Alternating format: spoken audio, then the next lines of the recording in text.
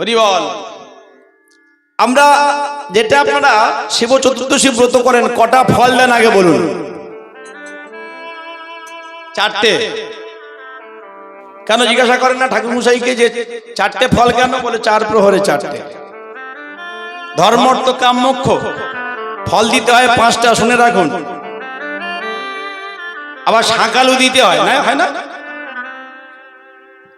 এই যে বৃহৎ শিবপুরাণে বলছেন বাবা শিব ঠাকুরের এক নাম হচ্ছে পঞ্চানন। পঞ্চাননে কাকে বলবো? পঞ্চ আনন যার, মানে যার পাঁচটা বদন, পাঁচটা মুখ। তাহলে চারটে বদনে যদি চারটে ফল দেন, চারটে বদনে খেলো। আর একটা ফল কি দেবেন? ফল দিতে হবে পাঁচটা, জেনে বুঝে করতে হবে। তবে ফল কিন্তু আপনারা পাঁচটা দেন। চিন্তায় পড়ে গেছে, মা তো বললো আমি চারটে ফল দিই। সবাই দেয় চারটে ফল, কিন্তু না, ফল দিই পাঁচটা। হ্যাঁ, ও হ্যাঁ, ও ফল আলাদা, ওটাও ফল। এই ধুদ্র ফলটা কিসের প্রতীক? ধুদ্র ফুলটা। যাক, ওই চারটে ফল প্রধান। তাহলে ধর্ম অর্থ কাম মোক্ষ চারটে আমরা ফল দিই, কিন্তু পাঁচটা ফল দিই। বদন কটা? পাঁচটা। চারটে ফল দিলে হবে না, পাঁচটা ফল দিতে হবে। সেই ফলটা কি? সেই ফলটার নাম হচ্ছে কর্মফল। অর্থাৎ ওই দিনই শিব ঠাকুরের চরণে সবটা উজাড় করে দিতে হয়। আমার যা কর্মফল, আমার জপ তপ মন্ত্রতন্ত্র সব তুমি নাও। দেবাদিদেব মহাদেব তিনি প্রজাপতি দক্ষ, ব্রহ্মার পুত্র যে দক্ষ, একটা শিববিহীন যজ্ঞ করেছিলেন। সন্তান যখন সতী পেলেন, শিব ঠাকুরকে বলল আমি যাব। বলল তুমি যেও না, একটু ছোট করেই বলি। কিন্তু কথা শুনলেন না, পিতৃগৃহে যজ্ঞ। শুনে যান কথাটা। এই গরুর গোবর কবে থেকে শুদ্ধ হলো? কেন? গরুর মধ্যে 33 কোটি দেবদেবী। লক্ষ্মী জায়গা পেল না, লক্ষ্মী কোথায় স্থানটা পেল? এইবার স্বামীর প্রণাম করে, কিন্তু স্বামী অনুমতি দিল না, চলে গেল কোথায়?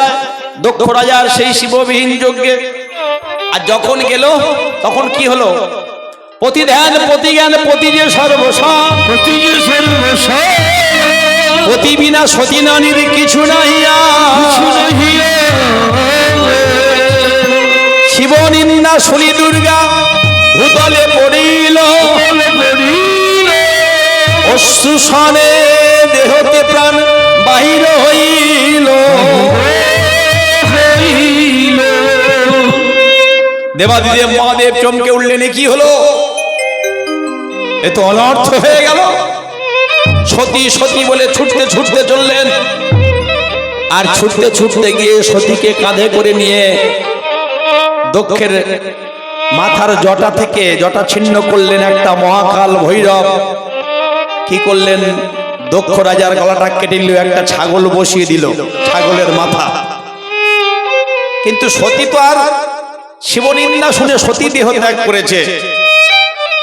আর সতী যখন দেহ ত্যাগ করেছে, সতীকে কাঁধে করে নিয়ে বাবা মহাদেব, যার পদকম্পরে পদভারে ত্রিভুবন কম্পিত হচ্ছে, মেদিনী কেঁদে উঠল, কৃপা করো ভগবান,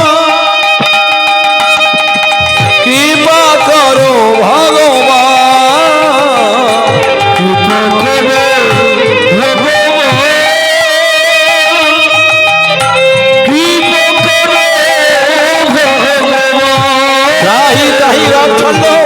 সমস্ত দেবতাগণ বলল রক্ষা করো, উপায় কি হবে এখন? ভগবান শ্রী বিষ্ণু সুদর্শন চক্র দিয়ে দিলেন। সুদর্শন চক্র দিয়ে দেহটা ছিন্ন ভিন্ন হলো। কটা হলো? 51 পীঠ হলো, হয়নি? 51খানা পীঠ হলো। বাবা মহাদেব পাগল হয়ে গেলেন, উন্মাদ হয়ে গেলেন। অঙ্গের বসন নেই, জটা ছিন্ন করে ফেলেছেন, কিছু নেই। আর বাবা মহাদেব যখন এমন করে দিগম্বর হয়ে চলে যাচ্ছেন, ওই সমস্ত কতগুলো মুনির পত্নীরা বাবা মহাদেবকে দেখে, উলঙ্গ সন্ন্যাসীকে দেখে তারা স্বর্ণ পাত্রে করে ভিক্ষা নিয়ে এসেছিলেন।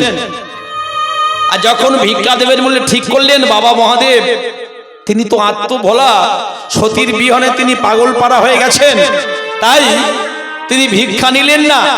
মুনির পত্নীরা ওই মহাদেবের বদলে যে কৃষ্ণ নাম, ভগবানের যে নাম, সেই নাম শ্রবণ করে আকর্ষণ হয়ে ওই মুনির পত্নীরা তারা বাবা মহাদেবের পিছু পিছু চললেন। পরম বৈষ্ণব কিয়া একটু ভুল হয়ে গেল। অগ্নিরা অত্রি বৈশিষ্ট্য মুনিরা মনে মনে চিন্তা করলো, কি মহাদেব তুমি উলঙ্গ হয়ে নগ্ন হয়ে আমাদের স্ত্রীদেরকে আকর্ষণ করে নিয়ে চলে যাচ্ছ, আমরা সবাই মিলে তোমায় অভিশাপ দিলাম। এই মুহূর্তে তুমি যেমন রূপের অহংকার করে, তুমি যেমন নগ্ন সন্ন্যাসী হয়ে আমাদের স্ত্রীদেরকে আকর্ষণ করে নিয়ে চলে যাচ্ছ, অভিশাপ দিলাম এই মুহূর্তে তোমার লিঙ্গের পতন হোক। মুহূর্তের মধ্যে সেই লিঙ্গ যখন স্খলিত হয়ে গেল, খসে পড়ল, কিন্তু তার ভার কে রাখবে? দেবাদিদেব মহাদেব মহাকাল, যিনি সৃষ্টি স্থিতি লয় প্রলয়ের মালিক, যিনি আর কেউ নয়, সাক্ষাৎ ভগবান শ্রীকৃষ্ণের রুদ্রমূর্তি। দেখিতে দেখিতে সেই লিঙ্গ সপ্ত পাতাল ভেদ করি অতলেতে গেল, লিঙ্গের ভারে ভূমি কম্পিত হইল। যখন থরথর থরথর করে কাঁপছে, দেবতারা সবাই মিলে চিন্তা করলো, এক কাজ করে আর দেরি করবো না, এখন একমাত্র রক্ষা করতে পারেন ভগবান শ্রীনারায়ণ। হরি বল। ওগো সর্বদেবতা মিলি চলে নারায়ণ পাশে, এবার নারায়ণের পাশেতে গেলা,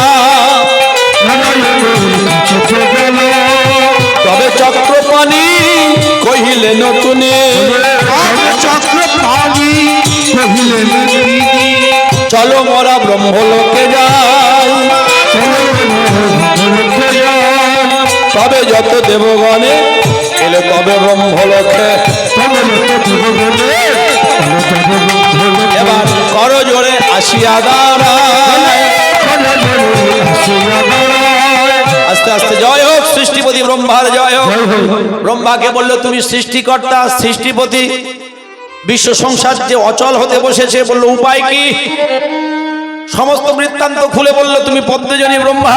বললো ভয় নেই, ধ্বংস করতে পারবে না। পাতাল রসাতল ভূকম্পন হচ্ছে, মেদিনী কম্পন হচ্ছে, তথাপিও ওই যে ব্রহ্মা বলে দিয়েছেন, ব্রহ্মা এসে বললো কোনো ভয় নেই, কোনো ভয় নেই, আমি সৃষ্টি করে দেব। কিন্তু বাবা মহাদেবের কোপে একবার যে পড়বে বাবা, জগতে তার বাঁচার আশা খুব কম। তাই কি হলো, ভগবান নারায়ণের কাছে এসে গরু মিথ্যা সাক্ষ্য দিল, বলল জগৎ সংসারে যে বাবা মহাদেবের কোপে পড়েছে, এটা ব্রহ্মা, তিনি আর যাই হোক তিনি রক্ষা করতে পারবেন। কিন্তু ভগবান নারায়ণ তিনি জগৎ চিন্তামণি, তিনি জানতে পেরেছেন জগতে একমাত্র মা যোগেশ্বরী যোগমা মহামায়াকে আরাধনা করতে হবে। কারণ মহাদেবের সেই ভার মেদিনী বলছে আমি রাখতে পারবো না, তাহলে রাখতে পারে কে? রাখতে পারে একমাত্র মা মহামায়া, মা জগদম্বা, জগদ্ধাত্রী। আহ্বান করলেন মা যোগেশ্বরী যোগমায়াকে। ভগবান শ্রীনারায়ণ, হে মা জগজ্জননী কই বলল দায়িনী, হে মা পরম বৈষ্ণবী কৃপা কর মা,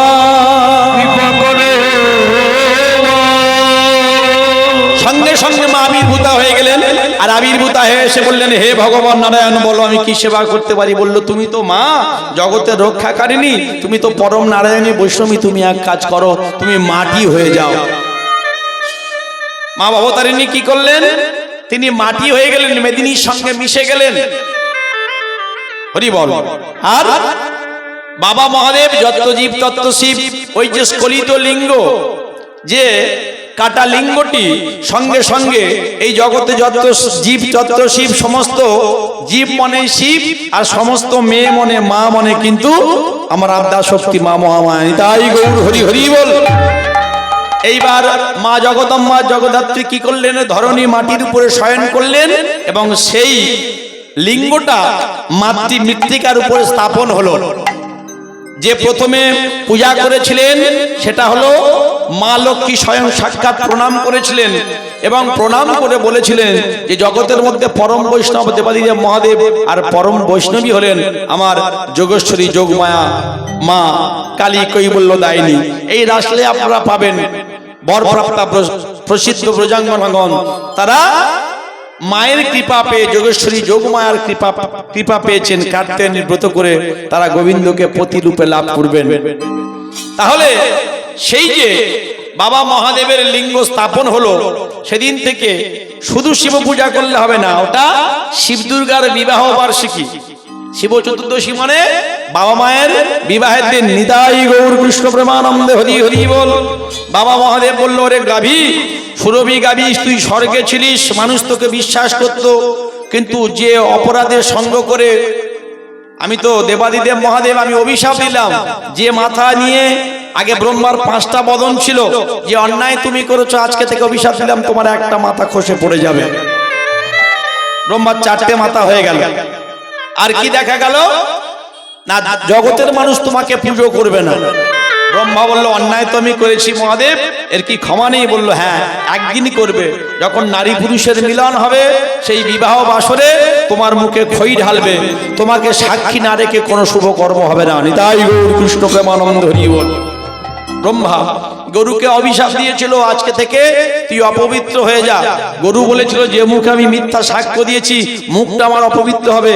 হে দেবাদিদেব মহাদেব, তাহলে আজকে থেকে কি আমি পতিত হয়ে যাবো? বললো, না, বৃন্দাবন লীলায় ভগবান গোবিন্দ যেদিন তোকে কৃপা করবেন সেদিন থেকে গোবিন্দের সহচর অর্থাৎ রাখাল বালক ওই গাভীদেরকে ভগবান যেদিন আদর করবেন সেদিন থেকে সুস্থ হবি। তবে তোর মুখটা পবিত্র থাকবে না, তোর পিছন থেকে সমস্ত পবিত্র। দেখবেন গোময়, যে গোময়ের মধ্যে লক্ষ্মী স্থান হলো 33 কোটি দেবদেবী গাভীর মধ্যে, কিন্তু গোময়ের মধ্যে রয়ে গেলেন মাতা লক্ষ্মী। শুধু তাই নয়, ওই যে গাভীর যে সরু সরু লেজ আছে বাবা, ওগুলো দিয়েও ভগবানের সেবা করা হয়। তাহলে এই হলো সেই শিবলিঙ্গের জন্ম। এবং প্রথমে সোনার শিবলিঙ্গ প্রতিষ্ঠা করে মা লক্ষ্মী পূজা করেছিলেন। নমস্তুভ্যং বিরূপাক্ষম নমস্ত দিব্য চক্ষুষে নমো পিনাকহস্তবজ্রহস্তায় ত্রিশূলহস্তায়। এইভাবে যখন শিবের উপাসনা করছেন, ভগবান অন্তর্যামী শ্রীনারায়ণ মনে মনে জানতে পারলেন যে জগতের মধ্যে শ্রেষ্ঠ ভক্ত আমার দেবাদিদেব মহাদেব। তাহলে জগৎ সংসার থেকে যে নাম মহাদেবের, মহাদেব যে পরম বৈষ্ণব, সেই মহাদেবের উপাসনা করছেন মা লক্ষ্মী। তাই কি করলেন? ওগো অন্তর্যামী শ্রী গোবিন্দ অন্তরে জানিলা, এবার অন্তর্যামী শ্রী গোবিন্দ অন্তরে জানিলা।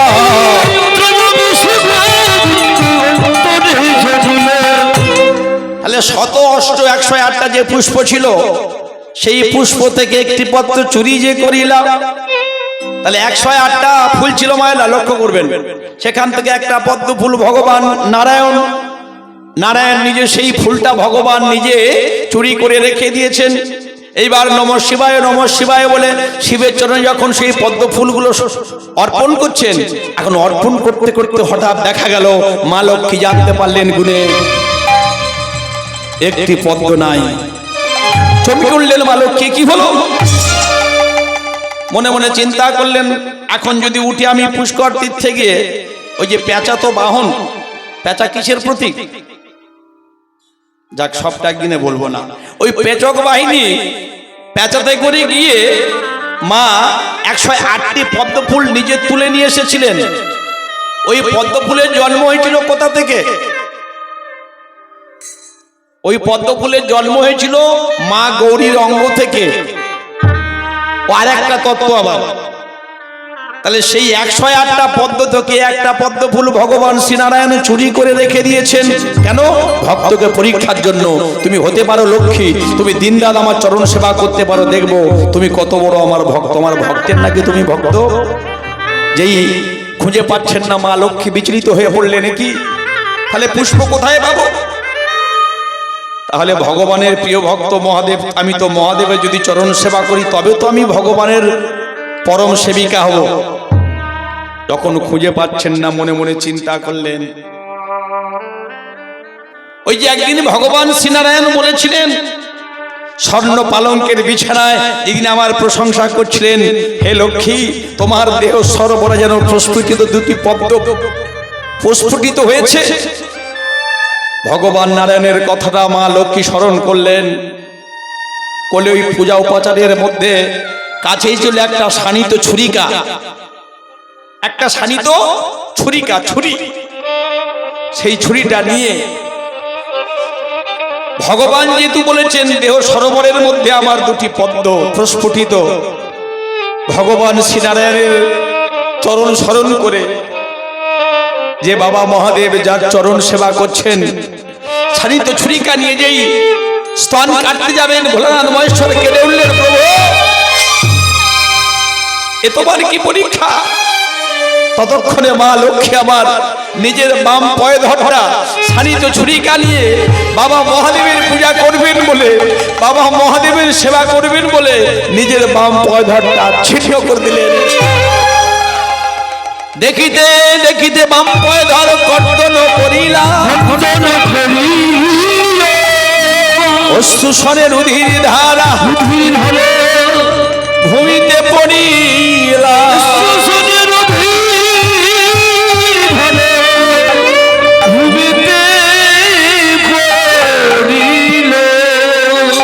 পরম বৈষ্ণব দেবাদিদেব মহাদেব তিনি কি আর থাকতে পারেন? হে নারায়ণ, আমি সোনার কৈলাস ধাম পরিত্যাগ করে শ্মশানে গিয়ে আমি রাম নাম করি, তোমার নাম করি, এ তুমি কি করলে? ভক্ত পরীক্ষার জন্য জগতের সব থেকে লক্ষ্মী, জগতের যিনি মাতা লক্ষ্মী, সেই মাকে তুমি এমন করে পরীক্ষা করলে। পরম ভক্ত ভোলানাথ মহেশ্বর দেবাদিদেব মহাদেব চিন্তা করলেন, আবির্ভূত হলেন। এইবার সেই কর্তন করা যখন পয়ধর নিয়ে পদ্ম ফুল মনে করে নমঃ শিবায় শান্তায় কারণত্রয় হে তমে নিবেদয়ামি চৎপনাং গঙ্গতি পরমেশ্বর।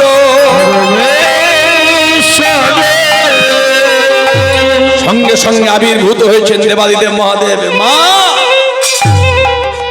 কেঁদে উঠলেন, তুমি জগৎ জননী, জগতের লক্ষ্মী ছাড়া কিছু নাই। মায়েরা দেখবেন প্রত্যেকটা কথার আগে শ্রীযুক্ত। এই যে আপনাদের শ্রীমতী দেওয়া হয় না, শ্রীটাকে শ্রী মানে লক্ষ্মী, শ্রী শ্রী হরিনাম সংকীর্তন, শ্রী শ্রী শ্যামা পূজা, সব শ্রী। লক্ষ্মী ছাড়া জগৎ সংসার অচল। ভগবান এইবার উপনীত হয়েছেন। দেবাদিদেব মহাদেব বলছেন, শোনো ওগো জননী, তুমি যখন জগতের বুকে বৈষ্ণব সেবা দেওয়ার জন্য নিজের বাম পয়ধর কর্তন করে দিলে, আমি পরম বৈষ্ণব ভোলানাথ মহেশ্বর, আমি করি ভগবান নারায়ণের উপাসনা, তোমার করি উপাসনা। আজকে তুমি যেমন করে তোমার পয়ধর কর্তন করে দিলে, আমি শিব ঠাকুর, আমি জগতের বুকে এই ত্রিশূল দিয়ে সেই পয়ধরটা নিয়ে আমি মৃত্তিকা খনন করে সেই পয়ধরটা আমি বপন করে দিলাম। নিতাই গৌর হরি হরি বল। মা তো মাটি হয়, সেই পয়ধর থেকে হবে বিল্ল বৃক্ষ। আমি দেবাদিদেব মহাদেব, আমি সংহার কর্তা। সেই বিল্ল বৃক্ষ থেকে যে বিল্ল বৃক্ষ তৈরি হবে, আর সেই বিল্লের বৃক্ষের ফল না হলে আজ থেকে শিব পূজা হবে না, হবে না, হবে না। শুধু তাই নয়, আমি দেবাদিদেব মহাদেব, আমার জন্য দ্বিতীয়বার সমুদ্র মন্থন হয়েছিল। কালকুট বিষকে আমি গলার মধ্যে ধারণ করে নীলকণ্ঠ হয়েছিলাম। আজ থেকে বেলপাতা ছাড়া যে পুজো হবে, যে যজ্ঞ হবে, দেখবেন সমস্ত যজ্ঞ বেল কাতে হয়, সমস্ত পুজো বিল্বপত্রে হয়। যে পুজো হবে সে পুজো হবে লক্ষ্মীহীন যজ্ঞ। তাহলে বিল্ল বৃক্ষ সাক্ষাৎ মা লক্ষ্মী, বেলপাতার তিনটে যে ফলক, ব্রহ্মা বিষ্ণু মহেশ্বর। এই বিল্লপত্র মারালে কি হয়? বাবা মহাদেবের অভিশাপে যক্ষা রোগ হয়। তাহলে বেলগাছের কাঁটাগুলোকে, জাগতি গাছ যাব না, বিল্লবৃক্ষের কাঁটাটাকে বলবো নাকি? এই যে বিল্লবৃক্ষের যে কাঁটাগুলো আছে, বলছেন জগতে সবাই তো ভক্ত নয়, যদি কোনো অভক্ত ওই বিল্ল বৃক্ষটাকে সাধারণ বৃক্ষ বলে মনে করে, যদি কেউ কামের নয়নে তাকায়, তাহলে ওই কাঁটাগুলো তাকে বাবা মহাদেবের যে শুল ত্রিশূল সেই আঘাত সম হয়ে তার হৃদয় বৃদ্ধ করবে।